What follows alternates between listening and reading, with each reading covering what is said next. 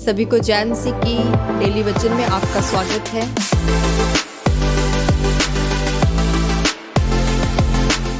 आइए आज हम परमेश्वर के वचन में से गलतियों की पुस्तक 6 अध्याय 7 आयत को देखेंगे। यहाँ पे लिखा है, धोखा ना खाओ, परमेश्वर ठट्ठों में नहीं उड़ाया जाता, क्योंकि मनुष्य जो कुछ बोता है वही काटेगा। मेरे प्रियो, बाइबल में लिखा है कि प्रभु यीशु मसीह ने कहा कि जो कुछ तुम बोओगे वो तुम काटोगे, मांगो तो तुम्हें दिया जाएगा। अब सोचने की बात यह है कि आपने बोया क्या है। अगर आप प्रार्थना करने में लापरवाही करते हैं, अपने रोज़ों में लापरवाही की है, तो आपको काटने के लिए वही मिलेगा जो आपने बोया है, क्योंकि परमेश्वर ने कहा कि जो बोओगे वो ही काटोगे। मेरे प्रियो, इस दुनिया में जितने भी महान परमेश्वर के दासों ने अपने सेवकाई के सफ़र को सफलतापूर्वक ख़त्म किया है और बीच में नहीं छोड़ा है, उन सब से पूछो तो प्रार्थना उनके जीवन का एक अटूट अंग रहा है। बाइबल में हम पढ़ते हैं कि दानियल 3 पहर रोज़ परमेश्वर के सामने जाता था।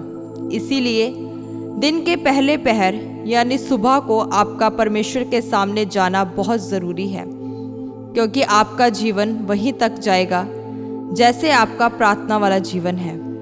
पर जब आप सुबह प्रार्थना करके जाएंगे, तब आपको परमेश्वर अच्छे लोगों के साथ मिलाता है। मेरे प्रियो, जब आप सुबह के समय प्रार्थना करके अपने काम में जाते हैं, तो परमेश्वर पूरा दिन आपके हाथों के कामों में आशीष देता है। जो बुलाहट परमेश्वर की ओर से आपके लिए है, आपको उसकी तरफ बढ़ना है। इसीलिए आपको हर सुबह प्रार्थना करने की ज़रूरत है।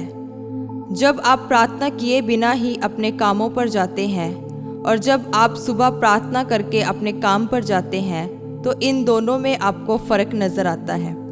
इसीलिए आपको प्रतिदिन प्रार्थना करके ही अपने कामों में जाना चाहिए और दूसरे पहर यानी रोज़ दोपहर को प्रार्थना करने के लिए ज़रूर जाओ। अगर आप कहते हैं कि आप तो काम पर होते हैं, पर अगर आपका विवेक जीवित है, तो आप लंच के समय में से प्रार्थना का समय निकाल लेंगे। प्रभु यीशु मसीह ने जब प्रार्थना की तो 5 रोटियां और 2 मछलियां इतनी बढ़ गई कि हज़ारों लोगों ने खाया। प्रभु यीशु मसीह ने चेलों को नाव पर से भेज दिया और आप पूरी रात पहाड़ पर प्रार्थना करते रहे।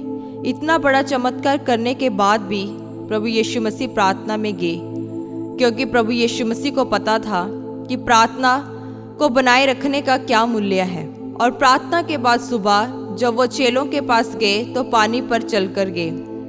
इसका कारण यह है कि प्रभु यीशु मसीह लोगों के पास बैठकर फालतू की बातें नहीं, बल्कि परमेश्वर के वचनों को ही सुनाते थे।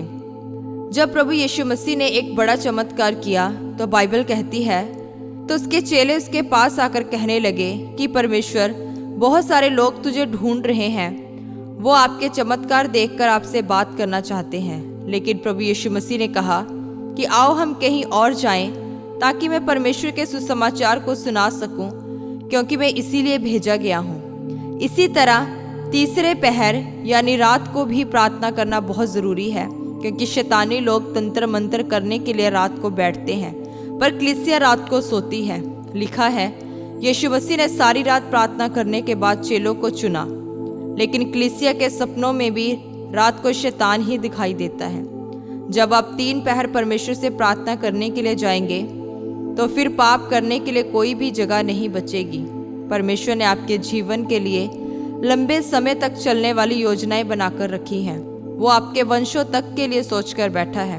आपकी चंगाई, आपका छुटकारा, आपकी आशीषें, सब कुछ परमेश्वर आपको देने के लिए सोचकर बैठा है।